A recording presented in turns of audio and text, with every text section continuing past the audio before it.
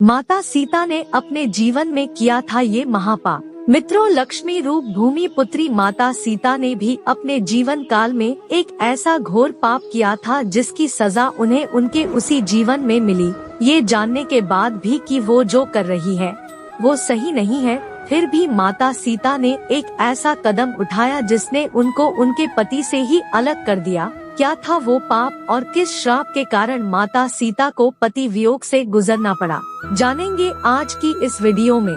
नमस्कार मित्रों, ज्ञानी बाबा चैनल पर आपका स्वागत है। अगर आप भी भगवान श्री कृष्ण को भगवान मानते हैं तो कमेंट में जय श्री कृष्ण जरूर लिखें। तो चलिए शुरू करते हैं आज की प्रस्तुति। मित्रों, एक कथा के अनुसार एक रोज जब माता सीता अपने बगीचे में घूम रही थी तो उनकी नजर तोते के एक जोड़े पर पड़ी। ये जोड़ा आपस में कुछ बातें कर रहा था। तोते के जोड़े को आपस में बातें करते देख माता सीता के अंदर जिज्ञासा उत्पन्न हुई कि ये दोनों क्या बातें कर रहे होंगे। जिसके बाद माता सीता तोते के उस जोड़े के पास गई और उन्होंने सुना कि ये जोड़ा सीता माता और उनके पति यानी कि भगवान राम के बारे में बात कर रहा है। जब माता सीता ने तोतों के मुख से अपने भविष्य के बारे में इतनी सारी बातें सुनी तो उन्होंने पूछा कि तुम्हें मेरे भविष्य के बारे में इतना सब कुछ कैसे ज्ञात है। तो इसके जवाब में उन्होंने बताया वो वाल्मीकि आश्रम के एक पेड़ में रहते थे जहां हर वक्त माता सीता और भगवान राम के बारे में ही बातें होती रहती थी। तोते के इस जोड़े ने ये तक बताया कि आगे चलकर भगवान राम मिथिला आकर आपके स्वयंवर में शामिल होंगे और भगवान शिव के धनुष को तोड़कर आपसे विवाह करेंगे।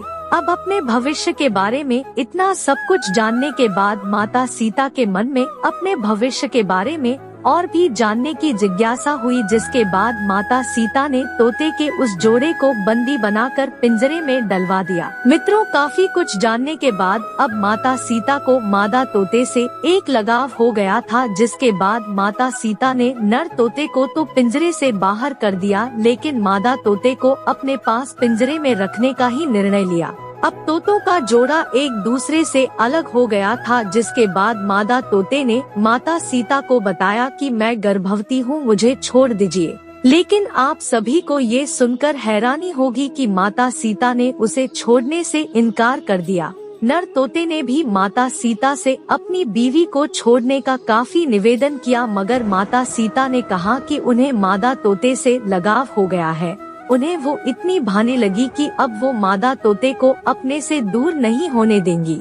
इसके बाद नर तोते ने ये तक कहा कि मेरी बीवी को खुले जंगल में हमारे बच्चों को जन्म देने दो, इसके बाद मैं वापस अपनी बीवी को आपके पास छोड़ दूंगा। मगर इस पर भी माता सीता नहीं मानी और तोते को वहाँ से अकेले ही जाने को कह दिया गया। 3 से 4 दिन गुजरने के बाद मादा तोते ने पिंजरे में पति वियोग के कारण दम तोड़ दिया। अब जब नर तोता अपनी पत्नी से मिलने महल पहुंचा तो उसने वहां देखा कि उसकी गर्भवती पत्नी प्राण त्याग चुकी है। जिसके बाद दुखी नर तोता सीता माता से कहता है, हे सीता, तुमने मेरी गर्भवती पत्नी को मुझसे दूर कर उसके प्राण हरे हैं। मैं तुम्हें भी ये श्राप देता हूँ कि तुम भी अपनी गर्भावस्था में ही अपने पति से अलग हो जाओगी और तुम्हारे अलग होने का कारण मैं ही बनूंगा। ये कहकर नर तोता वहाँ से उड़ जाता है। जिसके बाद वो सीधे अयोध्या जाता है और धोबी के रूप में जन्म लेता है। ये वही धोबी होता है जिसने माता सीता के रावण के चुंगल से छूटने के बाद माता सीता के चरित्र पर सवाल खड़े किए थे और इसी के कारण भगवान राम माता सीता को उनकी गर्भावस्था में त्याग देते हैं। तब माता सीता को उनके इसी जन्म में उनके द्वारा किए गए इस महापाप का दंड इस तरह मिलता है।